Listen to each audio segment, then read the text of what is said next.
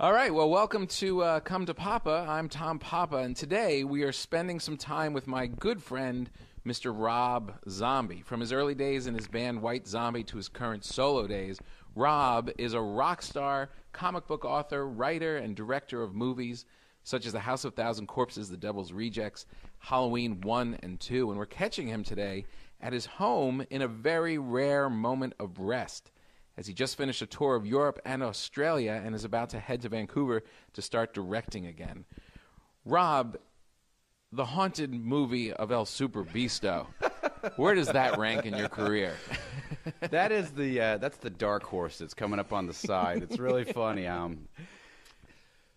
mean, you remember, we worked on that thing for so long that it became like, you started getting that look on your face, like, really? Yeah, is this? Are we ever going to finish this? Right. I know I'm driving out to your house every day, and really, we for those who don't know, the haunted movie of El Super Bisto was an animated movie, and it came off of your comic book. A long, painfully animated. And I remember you coming to me and saying that you had this idea for this movie, and you wanted me to be the voice of it. Was the first thing.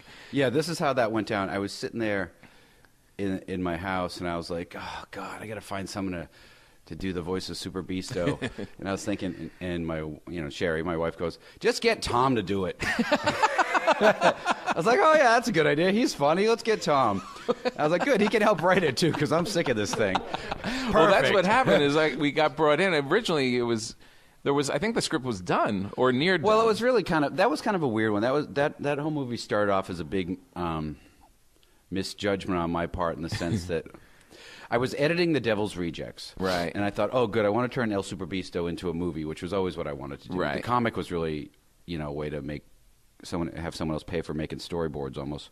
Right. And I thought, oh, I'll just produce it. Yeah. Foolishly. I'll hire someone else. They'll run with it. They'll get it done. Do so it. I met a bunch of people, and I thought, one guy in particular would be good for it. Yeah.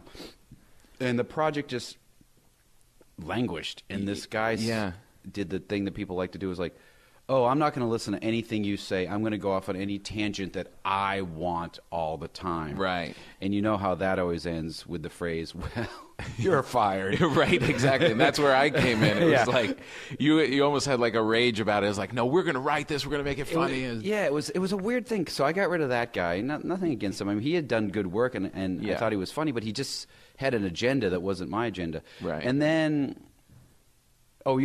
you came on board, and we were working. Yeah. But it was always languishing in the background, because I still sort of thought, like, oh, someone else will sort of deal with it. Well, isn't that always the way? Like, you always think, like, oh, this will be a fun project. I'll create this Yeah. project, and I'll let some other people. I'll just produce. Yeah, I'll produce. But then when it's your name on it, And then you realize that you will produce nothing, because no one will actually do any work when you're not right, and no one cares about it as much. And also, it was very different. Like, by the time we would just get together at your house and drink tons of coffee and write this thing. And I remember just laughing. We laughed constantly. And I think the phrase, I don't know if anyone but us thinks this is funny, is going to come up a lot.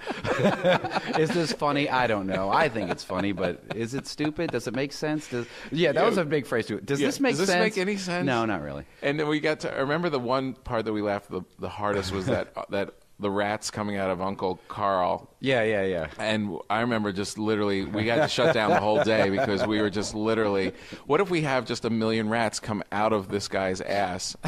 Right, and that's the type of thing that when you're trying to pitch it to people, no one finds funny. Exactly. But I do remember, before we got to that point, then I can't. It took 4 years, I think, from start to finish. Yeah. And then at one point, secretly, they went off and rewrote the whole thing. Right. And spent a fortune reboarding the entire movie. Yeah. And I came in one day, and they go, oh, here's what we were doing. And you weren't there, but I remember I was furious. Yeah, I remember I'm that. like, you guys wasted 6 months and all that money behind our back. Yeah. And they just written this other thing that was so horrible. I think you had like 3 tours in the time that we did. Yeah. It would be like, okay, now we're getting close to making it. Well, I'm going on another tour. I'm leaving again. Well, I'm making it. I think you also made Halloween 1 during that time. Definitely made Halloween. And I think you were finishing you were finishing Rejects and did Halloween, and we're still like, oh, here comes Beasto. But what's really cool about it is that we talked about it, we're both kind of feeling it. It almost has this cult following. That's like the people are funny coming thing. out of the woodwork and being like, "Hey, you're Beasto," and people are bringing the dolls and asking me to sign the dolls, and it's really kind of catching on. It's really weird because after it was all done, like once we got Chris Hardin Firm involved to do songs, we were like, this is really coming together. Yeah.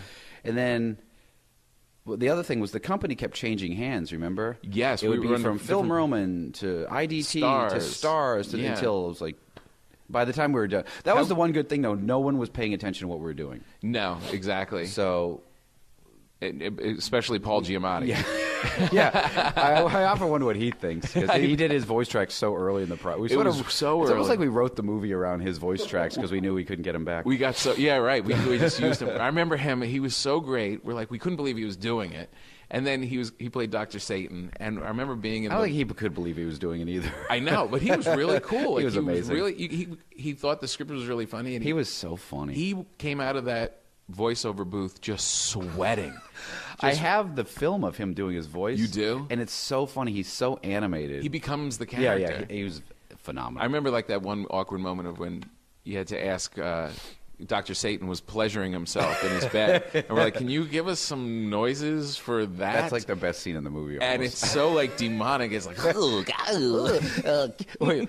keep it going, buddy. Keep it going. Stick to it. Yeah. Come on, buddy. You can do it. You can do it. Oh, yeah. He was so amazing. So now, who knows? We're thinking about making it into a TV show. I forgot to shut my phone off. It'd be good. Yeah, no, and the funny thing is I just got back from Australia, and everyone, I figured no one even heard of it. Yeah. But I forget now, too. The web. Everyone knows everything. Yeah. So, no, I mean, the fan base is huge. And yeah, now let's make it a TV show, let's dude. make it a show. I know. I love the idea of making it a radio show. It'd be so much easier. Yeah, a radio play, exactly. I'll just break into Bisto's voice. Yeah, it's like, we should do it. Really would. Screw all that animation. Yeah, forget about Come to Papa. It should become to Bisto. Bisto hosts the show. Just break into a little radio show segment. So now you just got off tour, and yes, it was kind of a long tour. Well, it's weird that now the new thing that we've figured out is the music business is dead. Yeah, I think you heard the bells tolling. Yeah. So what we never really come off tour. Like it used to be like you'd make a record, you'd go on, you'd be like on a touring cycle, then you'd stop, make another record. But now records are so irrelevant to the process that it's like we just don't ever stop. We take a month off or a few weeks, but then we just go back out. And the world's so big now. It's so not the world that got bigger, but I mean the touring markets have gotten so big you can just go almost anywhere on the planet. I mean, it would just take you years just to get through everything. But don't you feel like you still? It seems like you say that it's dead and you're not pushing the album, but people want content more than ever. That's the weird thing. It's like it's the weird thing. Yeah, the content is more in demand than ever. Yeah. Just the desire to pay for the content is not in demand. They just want it for free. And I think also too, they also want I don't know what it wants. I mean, you discuss it to death. I mean, because the funny thing is like, the ticket sales and the T-shirt sales and all the things that surround it are better than ever. Right. But I just think that but you still feel like you want to make albums. Like it's weird because you still want to make stuff. And the way I look at it is like you make a record, and if you can get one or two songs from that record to somehow work into your repertoire, consider it a win. That become part of the act. Yeah, because kids just aren't album oriented anymore. I don't think. They just don't think that way. They think, oh, that's a cool track, I'll just download It's that. tracks, yeah, exactly. Yeah. I remember when you were a kid, it was like when I got The Wall. Yeah. It was like we waited all summer to get The Wall, me and my friend, and when we got it, we just were so excited, and we didn't leave the basement for the rest of the summer because studied the lyrics and the cover, and you'd listen to every single song. It was an experience. It really overinterpret every single little tiny thing on the package. Right. Now you just get a track, and hey, he's coming around again. Well, I think that's the thing too that I was thinking that digital downloads, even though they're convenient, and I'm not crying about piracy. Yeah. They're just not as distinguishable from one another in a sense. Like if you bought like a Diana Ross record or a Kiss record, it was very different the way it looked and seemed. But now, a digital file, it's all the same. No, it's completely the same. It's more like the listener kind of creates their own library. Yeah. Like you look at someone's iPod, and everything's just kind of mushed together. Right, and I often do this all the time. And I kind of stopped doing it. I would download stuff off iTunes and forget I downloaded it, and it would be lost in the 50 gazillion songs. Yeah. And I go, I bought that record twice, and I don't remember. Right, exactly. But now I've been buying vinyl. And I have a record player that I've been doing that I find too. myself focusing so much more when I'm. You do. Mostly because every 20 minutes you got to flip the record over. But Right, exactly. But you also have the thing in your hand, and you're kind it's of like just spending some interesting, time and going with it. back and buying records that I didn't have, and going like, wow, this came with all. Because I Yeah. found this really amazing record store in St. Louis when I was on tour, and I'd buy all these records. Like, oh, I didn't, and it had everything in it, and was just blown away by like even records that I thought had nothing were Yeah. so elaborately packaged. Yeah, I was doing this thing where I would go to the Comedy Cellar and I would do a spot, and then on the way home with the $20 they gave me for doing the spot, I would go to the record shop on the corner and just buy an old comedy album. Yeah. So like these old Pat Cooper albums, it's like I'm a Hero or something. It's like him in a big hero sandwich roll, and I mean just, and it's so funny. Like when I look at my stuff and like the heritage of comedy. It's like a guy in a hero role, and I mean, there's so other things to be proud of, but there's also things that are just so goofy. And you just came from the Hall of Fame, where you inducted Alice Cooper. Yeah. I mean, to me, it always seems cooler than comedy. For some reason, music just seems like. But for you, like you always seem to like look at comedy. I guess it's like you always find the thing that you don't do more interesting. It's true. Like I always I was talking to somebody else. I won't say who, but another huge musician. Yeah. And we were talking about like why we don't have any friends who actually are musicians. Right. Like he hangs out with mostly actors or something. Really? And for some reason in LA, it seemed like every single person I was friends with was a comic. Really? And I would find it so interesting. Yeah. If someone's like, "Oh, my band's playing," I'd be like, I'll pass. But if bored. you're like, "Hey, I'm doing a set," I'll be like, "Let's go." Right. It just seems so interesting. It's funny. I mean, weird. You are really funny, and there's always a sense of humor to all of your work also. Yeah, I don't know why it is. I guess I can't. I take everything so seriously that I can't take anything seriously. You know that feeling? Like, Yeah, right. Yeah, it almost becomes too much. It's like I need to like the comedy is like the release valve for it. I guess everything's pretty absurd when you think about it too much. I remember when you and I were working on the movie, and you had an idea for another movie. I think it was for T-Rex or something. Oh, yeah. And you pitched the idea to me. You're like, it's going to be about this guy, and I was like, oh, that sounds really funny. You're like, well, it's not really a comedy. I have to fight the urge to ruin movies with too much comedy. Well, that's what I've said this to you before, especially I think after Devil's Rejects. The thing that I find so troubling about your work is that you make me feel so safe and happy watching the movie, and it's funny, and like this, like these elements of clowns and kind of thing, and I'm like really enjoying it, and then it gets. Then you take it so dark, Yeah. and then I'm like all disturbed, and then you take the viewer out of it again. Are you conscious of that when you're doing it? Well, a little bit. I mean, I guess when you're editing, you're thinking, okay, like actually when Devil's Rejects was done, and I don't know how good anyone remembers it, but there's just the one scene in the motel. Yes. Where that's probably the bleakest moment. I thought to myself, God, that was so intense. The whole movie could have been the hotel. Right. It gets really disturbing at that point. This could have been the whole movie, but then I thought, because it was so intense. Yeah. I was like, but would that make for an unwatchable movie after a while? Right. Because sometimes I've seen movies like that, certain horror movies, and I think they're really incredibly well made. They're usually foreign films, but then they're so unpleasant after a while. I go, well, is this actually entertaining, and would I ever want to watch it again? And the answer is usually no. Right. So that's why I guess when you're editing, you kind of think, you want to diffuse it a little, but you don't want to do it too much, because I think that there's a kind of a weird. I argue with this with people sometimes, even though maybe I do it myself too much. Mm-hmm. Is that they became this thing like, oh, horror needs comedy. Right. But every time someone mentions their favorite horror movie or the classics, none of them have any comedy in it. Oh, interesting. No funny bits in The Exorcist that I recall. Yeah. Or Rosemary's Baby. Yeah, you're right. Or any of those films. But for some reason, everything's like, oh, and I think that became like a fallacy. So actually, oh, that's interesting. It's almost your craving. Yeah, it's like you're craving to have a laugh. I think maybe people enjoy it, but I think it plays it too safe. So I don't know. I mean, there's no rules, but actually, the new film I'm going to make, I want to make it just incredibly bleak and just like people are like, oh man, who gave this guy money to do this? This is brutal. Not let us off the hook at all. But even your, it's always such an interesting mix watching you work. I mean, your live shows are completely off the hook. They're huge spectaculars. It's like there's an intensity. There's like a real raw intensity, and then there's also this playfulness where you'll have like skeleton hands and crazy videos going on, and it's almost. Whimsical is almost too light, but there is this mix of like. Yeah, there's a weird vibe because like I mean, I guess it's just my personality. Right. You know, where That's it's like exactly it's right. you know, there's wacky stuff going on behind me that could make you laugh, but then you get so wound up that if someone gets in your face, Yeah. you just you'll just punch him in the face. Go, oh crap! I just punched that kid in the face. Right. Because you're so like right. crazed. Where sometimes I watch bands and they're trying so hard to be serious. Right. And then I see them get off stage and they act like total dorks.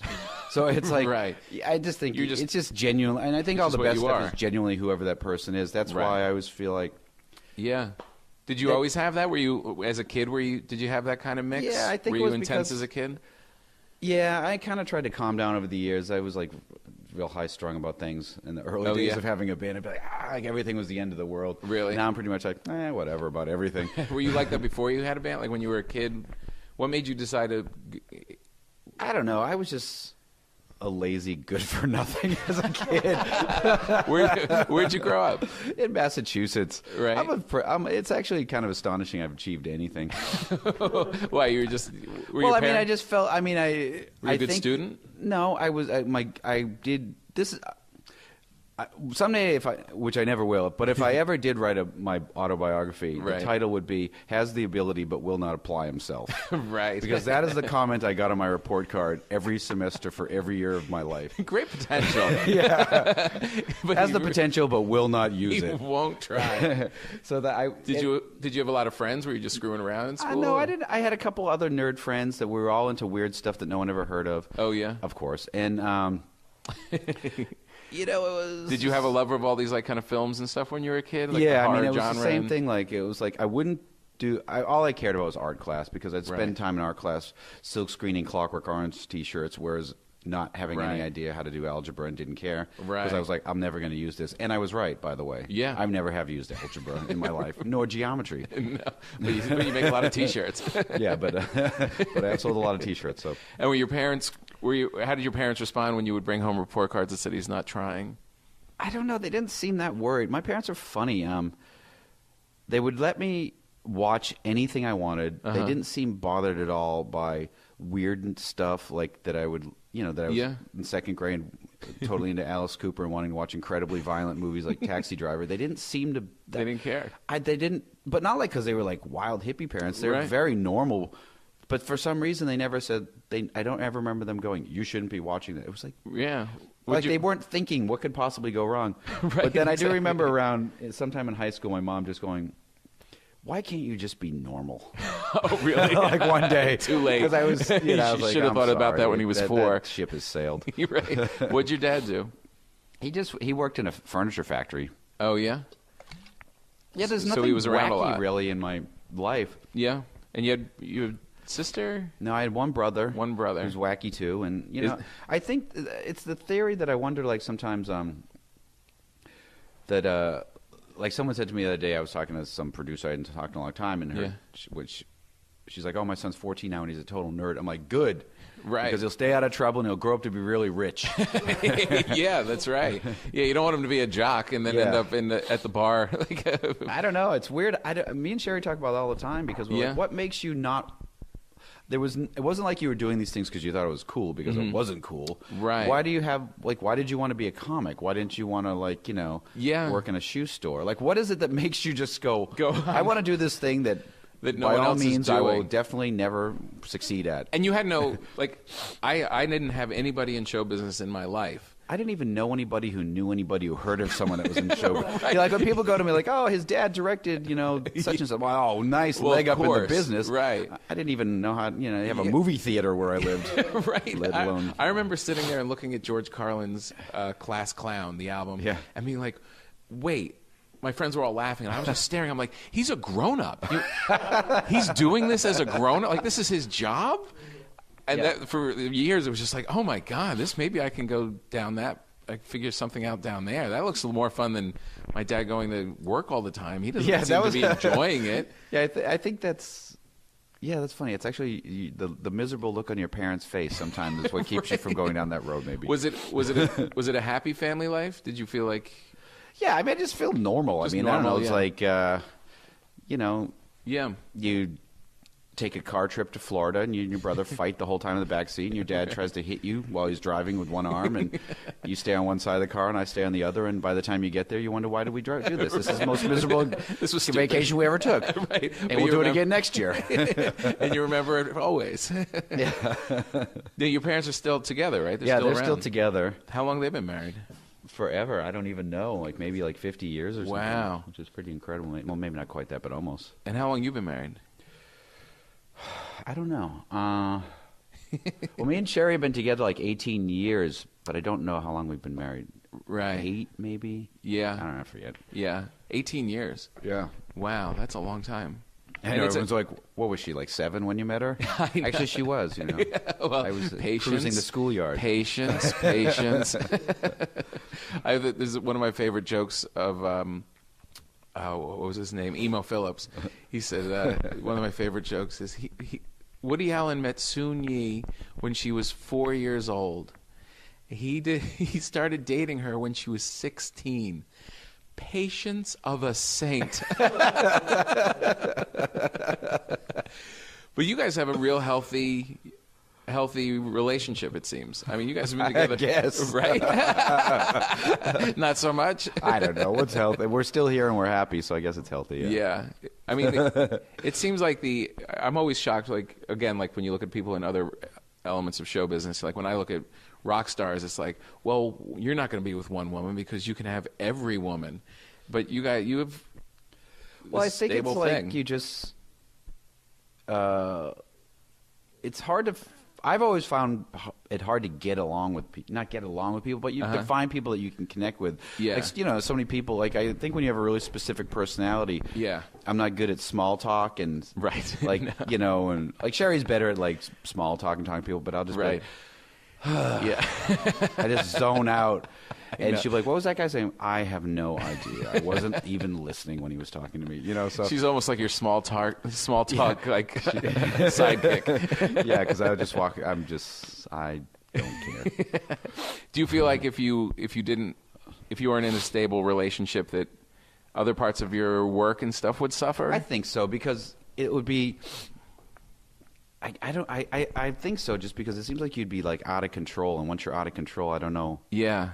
that you would get anything done. Yeah, it's almost like when I watch guys who everything becomes about hooking up and being with this girl, and like you're always in that thing of hooking up and building the relationship, and is it cool and all that. It's so I don't even have enough time in my head or in room in my head to deal with what I'm dealing with now. Like to add a girl to it that I have to, or girls, would be, it's too much. Yeah, I know. I mean, I see people that do that still. I mean, that's fine when you're like, you know, you're younger, but like as older, it's like, really? Yeah. You're like Right.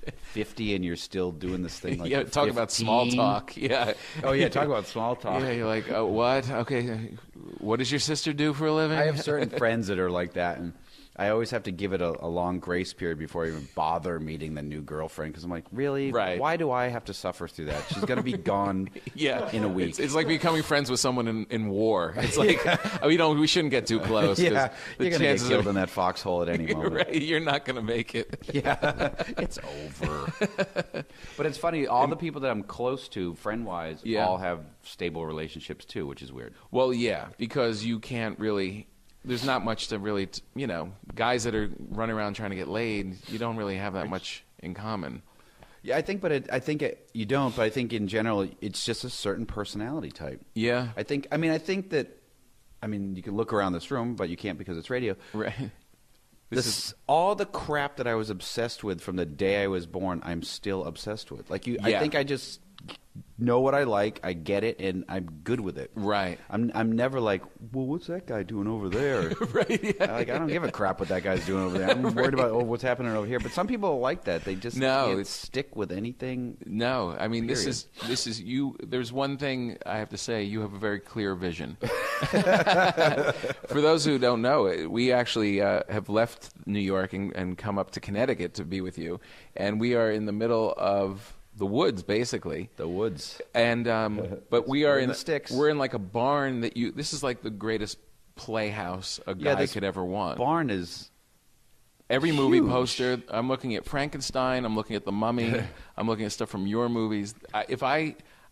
your wife must never see you. Are you out? Are you out here all the time? I'm.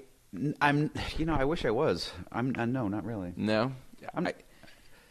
I will be soon. I will never leave. The problem is when I do come out here, I don't want to leave it. Yeah. Hours will just drift by. Yeah. And I can just stand there like. Because it's just everything, Yeah, it's the coolest. Thousands of books and thousands of DVDs and thousands of everything. You could lock me in here forever, and I would. It was funny on the way up. I was thinking, well, this doesn't seem like. I mean, because when we met, we were in L.A. Yeah. And and it seems like you always think of New York or L.A. Yeah. And we're driving up here in the country. I was like, this doesn't feel like a place where Rob would right. be. But then, when we got off the highway and you see. This little sleepy town, and it looks kind of chanting, but then there's like a cemetery on the hill. It's a creepy looking town. It is. It feels a little like so old looking. It feels a little like Halloween. Yeah, and at Halloween, it's funny too because when you stand in certain areas, because it's a historical district, so everything is almost untouched. Right. And when you stand in certain point of views and look, if they just put dirt over the road, this probably looks exactly how it did in 1692. Absolutely. Like nothing has actually changed. No, like you expect to see like Ichabod Crane, Yeah. like on horseback, like storming through here in the middle of the night. It is really cool. And in the fall, man, it's just the ultimate like Halloween town. Oh my God, it's nuts. It's got to be. Now, do you feel inspired when you're here? Do you feel like when I get to places sometimes, like if I go to the beach, I'm always like I pack my notebooks. I'm going to write. I'm really going to work. And then after 2 days, I'm so brain dead I can't move.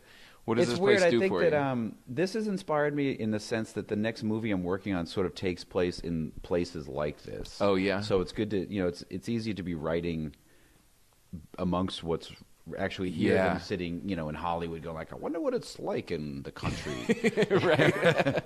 And did that come about because you were here? Yeah, actually the script the idea came up like 3 years ago when we first moved here, and I kind of started writing it, threw it away, and then it kind of came up again this year, and we're already in production on it, but yeah, it's kind of funny. What is it? Can you talk about it? Yeah, it's this movie called The Lords of Salem. Oh, it actually takes place in perfect. Salem, Massachusetts, but Oh, really? which I was just up there like a couple weeks ago, location scouting. And It was pretty wild. Hadn't been there since I was Are you going to shoot there? You're actually going to? We'll shoot some of it there. I mean, we'll shoot some of it in L.A. probably too, interior stuff. But What was the vibe there? Is it kind of spooky? It's cool. I mean, it's not how I remembered it, but as a kid, the stuff that you find interesting now, you wouldn't find interesting as a kid. You'd just be like, this is boring. Right. Where's the TV? Right. But it's such I didn't realize how unique it was looking. It looked just because the streets are really narrow and the houses are all these big, super ornate wooden houses, and it's a cool vibe. Oh, cool. And this really creepy witch statue of Elizabeth Montgomery in the center of town. Oh, really? Yeah. Elizabeth Montgomery. It is. It's so funny. That's hilarious. Wow, that's good. So now you're in production on it now? We're in early pre-production because we needed Right. a lot of lead time because there's a lot of effects. So, Oh, yeah. my friend Wayne Toth, who I'm sure you've met many times at things, is Yeah. off working, and we'll go into heavy pre-production in August. In August? Probably start shooting in September. Yeah. Oh, so you'll catch the fall. Yeah, I wanted. We were thinking we were originally scheduled to start shooting now, but I wanted to push it so that I could take advantage of because every Right. movie I've made is like Halloween. I shot in Pasadena in July. Right. Well, that really helps capture that good Midwest fall feel. So this time I was like, why don't we actually make the movie where in some place at a time where it is incredible to look at? Yeah, that's going to be really Because this is one of those places like when in the fall when the wind blows and it just rains leaves like Yeah. it's real. Oh, it's going to be amazing. It's pretty wicked. I'm going to have a hard time not being in that movie. I'm really going to have to. We'll have to put you in there now that we saw your dramatic turn in The Informant. That's right. I can do dramatic. Somebody was gushing about that the other day. I would like to be killed. I would like to be killed in a movie. Pretty much any role is going to end up that way anyway. Right, exactly. It's usually right. One man standing. Is Sherry going to be in it?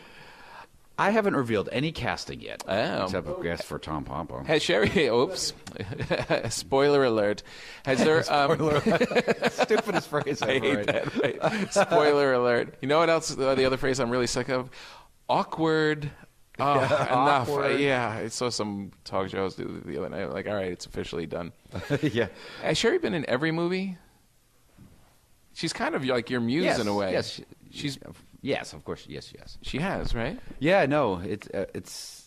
I love having her in the movies, and I love having people that I'm friends with in the movies. And Yeah. I've always done that, even with music videos, Uh-huh. because I always wanted it to mean something to me. Right. Because I would see so many bands, and it first started with music videos with it. They just hire some video director. He'd come up with their idea. Yeah. They just hire these people, and then you look back at the video, and go like, who are these people in this video? I don't even know who they Yeah, are, and yeah. they're supposed to represent me. So even dating back to the early videos, it was always friends gathered around. Yeah, but she seems to hold like I mean, of course, she has a special place in your life, but she was always involved in like some of your album covers. She would be on, Yeah, we actually always- worked on stage with you, and We always work together on everything, and I always like that. It always makes. I think that's a big part of why we stayed together.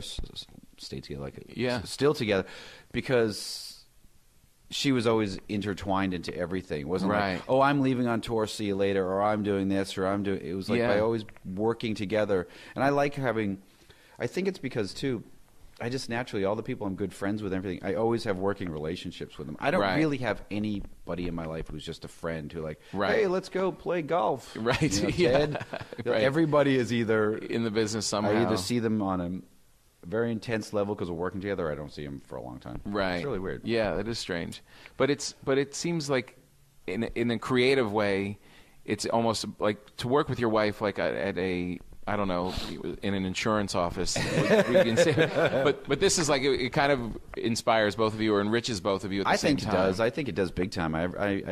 It adds a lot to it. Yeah, And, it's great. And and you guys, you're not having children, right? You decided No. not to have kids. no, That because kind of- I that was makes going it, to until I heard everything that you would say about him, and I realized it was a mistake.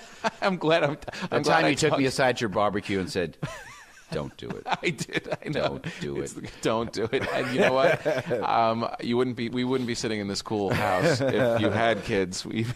No, but there is that thing. Like, my wife and I get along great, but it's like the idea of both of us. Like, let's just go on tour together. It's like, well, what about those other two people that need food? Someone has to stay with them. Yeah, I know. It's. You still have the dog? Yep, Dracula still sitting around. I remember I always remember Dracula at this. I think it was some party you had, and it was like a small get together, and everyone was like, "Oh, that's so cute that Dracula's playing with that baby," and then it knocked the baby down and started dry humping it. It was like, "Oh my God, get it off of the baby! Sex with that baby. Get the dog off the baby! It's not funny anymore." Baby probably had a full diaper. That's why Dracula was all hot and bothered. He's a fecal freak. Is Dracula going to be in the next movie? you should put. I don't think Dracula's been in any of No, your- he hasn't. Oh, has he been in anything? It would be good just to have him bolt through. Yeah. No. Now it seems like your live shows have gotten. You went through one tour. You went through where you were like, I'm just going to strip it down. Yeah, we did and real bare bones and just go back to basic like rock. 5 years ago. I think it was 2006. I think. Yeah. It was because I had stopped with the band for a while because. Once again, the band had degenerated into four people that couldn't stand each other, and I was like, ugh, enough of that. You've had a lot of turnover lately. Yeah, and then so I broke that band down, started a new band Right. after a couple of year break because I actually thought I was just going to stay with movies and stop doing music, just because keeping a band together is so hard, Right. and so stressful. Why is it? I don't know. I think when you keep, I don't know how original bands stay together because you Yeah. figure like.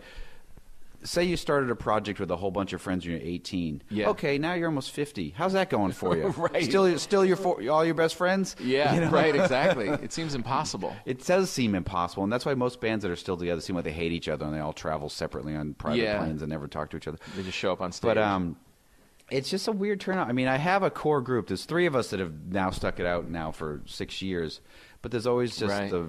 the fourth person that comes and goes. And just constantly popping out, right? You know, just not for replace any your reason. drummer. You never want it to happen, but it does happen. So whatever. Yeah. Just get used to it after a while. As a comedian, you do so many things alone, and it's like the closest you get is like if you bring your opening act, your own Yeah. opening act. It's like that one guy that you can kind of hang with. It always seemed like a cool thing to be in a band, like because you just get like it just seems like it's four guys against the world kind of a thing. But I guess you don't really get that four same mentality guy. I guess it's kind of like it's good and bad. I mean, like when you have the people that are your friends with, like right now, it's awesome. Yeah. You know, even though we had, you know, we're losing a person for a minute because he was always temporary. We knew that. Right. It is the only time, like we'll be on tour and go, like, we might as well be 14. The level of responsibility we have right now is so nothing. Right. I mean, you're responsible to provide a good show, but that's Sure. fun, so you're going to do that anyway. Yeah. The rest of the time, it's like our biggest concern is like, is Family Guy on? Right. And is there any pizza left in that box? Right. That's the two most challenging moments of the evening. And they actually are stressful. Yeah. I think we saw this one again. That's where Quagmire did the thing with, Yes. But this group, now, do you feel like is it like a family dynamic? Like you've been with these guys for a little while, you feel like, oh, I hope this works out. I hope we get to keep them together. I think it's a band is weird. It is like a family or a marriage or something because I think that's the funny thing that with anything when you create with people. Yeah.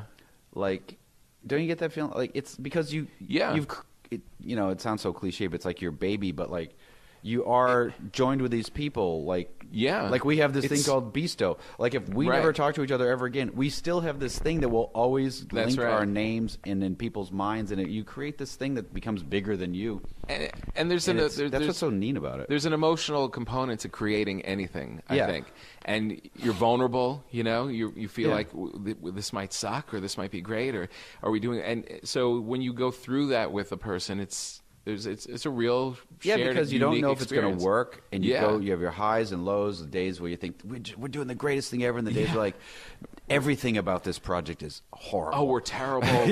Who are we kidding? And then it works or doesn't work or whatever. But it always it becomes like this special thing, and that goes back to especially when you're working with people you like, because I don't like the moments that are not special for me.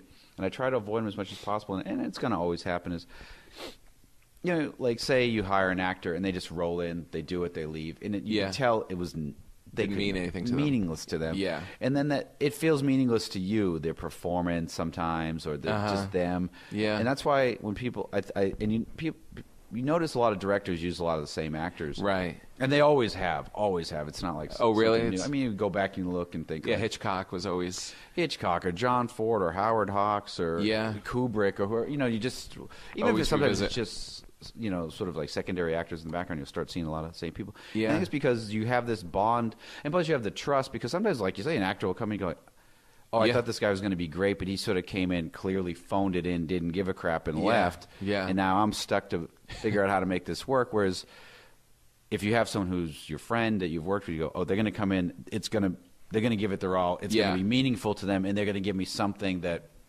is special because they want it to be special too." It's hard to get so many people. I mean, especially in a film. You know, there's so many moving parts and so many people, and you're at the head of it, and you care a lot. And it's to get everybody else. No one is going to care as much as you. I mean, you know, people are happy to have the job, and they really, it means a lot to them. But there's always going to be some elements of negativity. How do you keep that out of the production? I think what you do is, for me, what you're always trying to do is put together the best production you can. Because every time you go through it, you go, "Oh, now I've got the most perfect, DP or camera operator or makeup guy," and you keep adding people that become more and more like that core group that you never want to lose. Like your troupe. There's certain people that always using the same editor or something because he does care as much as you. Right.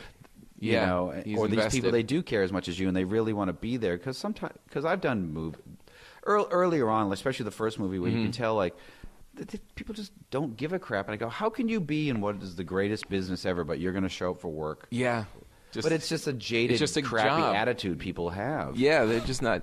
And it's, you generate everything yourself. Yeah. Right? I mean, you really, from the band to directing, I mean, it's really, do you feel like that, is there any difference between your life and your work? Is it all just completely one force? It's definitely one big blur. Yeah. Yeah, it's just, I mean, how can it not be? I mean, you must feel that way too. It's like I do. Like it's not like, oh, I'm going to write all these jokes about something that has nothing to do with my life. And maybe I would think that, but since I know you, and you talk about something, I go, Why doesn't Cynthia kill him? He's so open about their life. How does he get away with saying that stuff?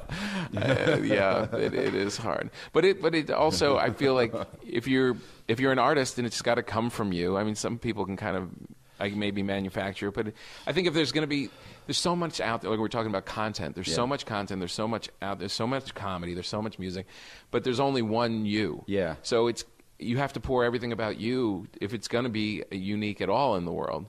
And unfortunately, my wife has to be brought along to it. Along for the ride. And you can never try. That's why you can never try to ride the trends or figure out what's hot because then it's totally fake. And you can't do that anyway because by the time you figure out, oh, that's what everybody wants, well, it's already over anyway. Yeah. But you see people doing that. But the people that don't do that, their careers go up and they go down because what they do is really popular for a minute, but then people are sick of it. But then it's so genuine, it kind of comes back again. And it's like a trend. It's hot for a little bit.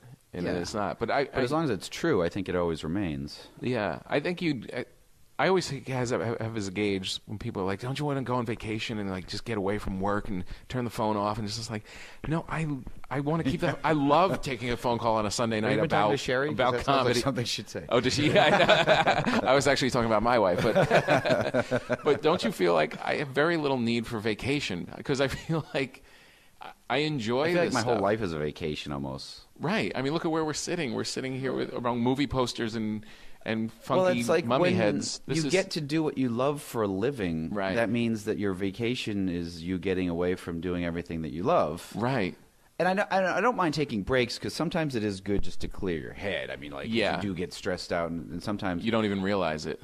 I schedule too many things, and they start getting crazy. And I'm like, you start freaking out, like, how do I make this happen? Right.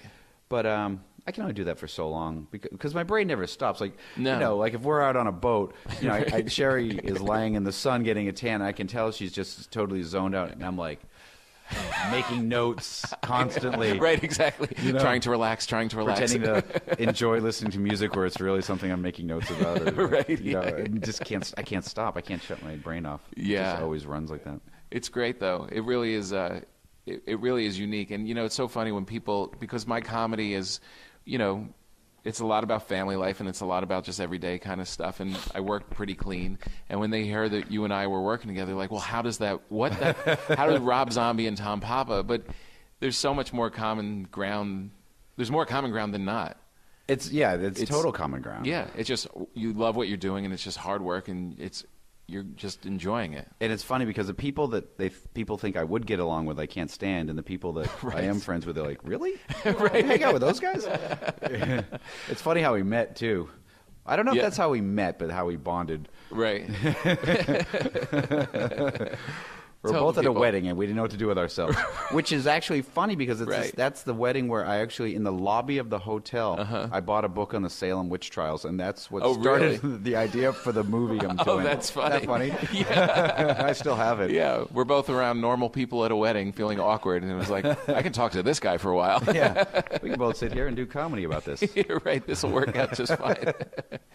All right, good. Well, thanks, Rob. This was, it was so great to it was sit good down to catch up, even if we have to have other people hear it. Yeah, right. I know.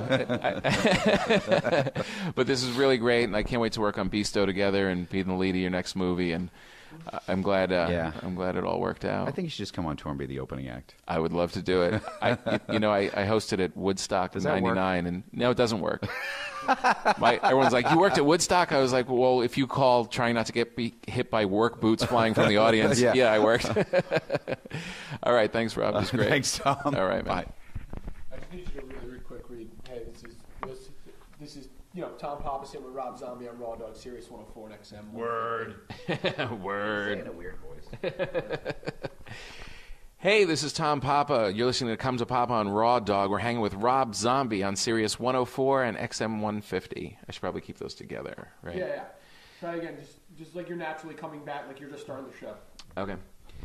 Hey, this is Tom Papa, and you're listening to Come to Papa. We're hanging with Rob Zombie on Raw Dog, Sirius 104 and XM 150. Perfect. And then when you come, we'll get you in the studio to do promos and stuff like that, so you don't have to worry about any of that stuff. Right, okay. Okay? All right, great. That's it. Awesome. So fun, Rob. Oh, thanks for coming out. That was awesome. Oh, I gotta go to Vancouver. Can I tell you? All right, well, welcome to Come to Papa. I'm Tom Papa, and today we are spending some time with my good friend, Mr. Rob Zombie. From his early days in his band White Zombie to his current solo days, Rob is a rock star, comic book author, writer, and director of movies such as The House of Thousand Corpses, The Devil's Rejects, Halloween 1 and 2, and we're catching him today at his home in a very rare moment of rest, as he just finished a tour of Europe and Australia and is about to head to Vancouver to start directing again. Rob, the haunted movie of El Super Bisto, where does that rank in your career? That is that's the dark horse that's coming up on the side. It's really funny. I mean, you remember we worked on that thing for so long that it became like you started getting that look on your face, like, really? Yeah, is this? Are we ever going to finish this? Right. I know I'm driving out to your house every day, and really, we for those who don't know, the haunted movie of El Super Bisto was an animated movie, and it came off of your comic book. a long, painfully animated. And I remember you coming to me and saying that you had this idea for this movie, and you wanted me to be the voice of it. Was the first fire, right? Exactly. And that's where I came in. It was like you almost had like a rage about it. It was like, no, we're going to write this. We're going to make it funny. It was a weird thing. So I got rid of that guy. Nothing against him. I mean, he had done good work, and I thought he was funny, but he just had an agenda that wasn't my agenda. Right. And then. And then you came on board, and we were working. Yeah. But it was always languishing in the background because I still sort of thought, like, oh, someone else will sort of deal with it. Well, isn't that always the way? Like, you always think, like, oh, this will be a fun project. I'll create this Yeah. project, and I'll let some other people. I'll just produce. Yeah, I'll I'll produce. But then when it's your name on it, And then you realize that you will produce nothing because no one will actually do any work when you're not right, and no one standing over cares them. about it as much. And also, it was very different. Like, by the time we would just get together at your house and drink tons of coffee and write this thing. And I remember just laughing. We laughed constantly. And I think the phrase, I don't know if anyone but us thinks this is funny, seemed to come up a lot. Is this funny? I don't know. I think it's funny, but is it stupid? Does it make sense? That was a big phrase too. Does this make sense? Does this make any sense? No, not really. And then I remember the one part that we laughed the hardest was that the rats coming out of Uncle Carl. Yeah. And I remember just literally, we had to shut down the whole day because we were just literally, what if we have just 1 million rats come out of this guy's ass? Right, and that's the type of thing that when you're trying to pitch it to people, no one finds funny. Exactly. But I do remember before we got to that point, then I can't. It took 4 years, I think, from start to finish. Yeah. And then at one point, secretly, they went off and rewrote the whole thing. Right. And spent a fortune reboarding the entire movie. Yeah. And I came in one day and they go, oh, here's what we were doing. And you weren't there, but I remember I was furious. Yeah, I remember I'm like, that. you guys wasted 6 months and all that money behind our backs. Yeah. And they just written this other thing that was so horrible. I think you had like 3 tours in the time that we did. Yeah. It would be like, okay, now we're getting close to making it. Well, I'm going on another tour. I'm leaving again Well, I'm because- making it. I think you also made Halloween 1 during that time. Definitely made Halloween. And I one think you were for finishing, sure. you were finishing Rejects and did Halloween, and Yeah. we're still like, oh, here comes Beast. But what's really cool about it is that we talked about it. We're both kind of feeling it. It almost has this cult following. That's Like the people are funny coming thing. out of the woodwork and being like, "Hey, you're Beasto," and people are bringing the dolls and asking me to sign the dolls, and it's really kind of catching on. It's really weird because after it was all done, like once we got Chris Hardin Firm involved to do songs, we were like, this is really coming together. Yeah. And then the other thing was the company kept changing hands. Remember? Yes, it would we be were from under Film different- Roman to IDT to Stars Yeah. until it was like. By the time we were done, that was the one good thing though. No one was paying attention to what we were doing. No, exactly. So, Especially Paul Giamatti. yeah, I often wonder what he thinks because he did his voice tracks so early in the process. It was so It's almost early. like we wrote the movie around his voice tracks because we knew we couldn't get him back. We got right. We just used him. I remember him. He was so great. We're like, we couldn't believe he was doing it. And then he played Dr. Satan. And I remember being in. I don't think he could believe he was doing it either. I know, but he was really cool. Like, He was amazing. He thought the script was really funny, and He was so funny. He came out of that voiceover booth just sweating. I have the film of him doing his voice. You do? And it's so funny. He's so animated. He becomes the yeah, character. he was phenomenal. I remember like that one awkward moment of when you had to ask Dr. Satan was pleasuring himself in his bed, and we're like, "Can you give us some noises for that?" That's like the best scene in the movie. And almost. it's so like demonic. It's like, wait, first thing. Yeah, this is how that went down. I was sitting there in my house, and I was like, "Oh God, I got to find someone to do the voice of Super Beasto." And I was thinking, and my Sherry, my wife, goes, "Just get Tom to do it." I was like, "Oh yeah, that's a good idea. He's funny. Let's get Tom." I was like, "Good, he can help write it too, because I'm sick of this thing." Perfect. Well, that's what happened. Is like we got brought in. Originally, I think the script was done or near done. Well, it was really kind of a weird one. That whole movie started off as a big misjudgment on my part, in the sense that I was editing The Devil's Rejects, right? And I thought, oh, good, I want to turn El Super Beasto into a movie, which was always what I wanted to do. Right. The comic was really, a way to have someone else pay for making storyboards, almost. Right. And I thought, oh, I'll just produce it. Yeah. Foolishly, I'll hire someone else. They'll run with it. They'll get it done. do So it. I met a bunch of people, and I thought, one guy in particular would be good for it. Yeah. And the project just languished, and this guy did the thing that people like to do, is like, oh, I'm not going to listen to anything you say. I'm going to go off on any tangent that I want all the time. Right. And you know how that always ends with the phrase, well, you're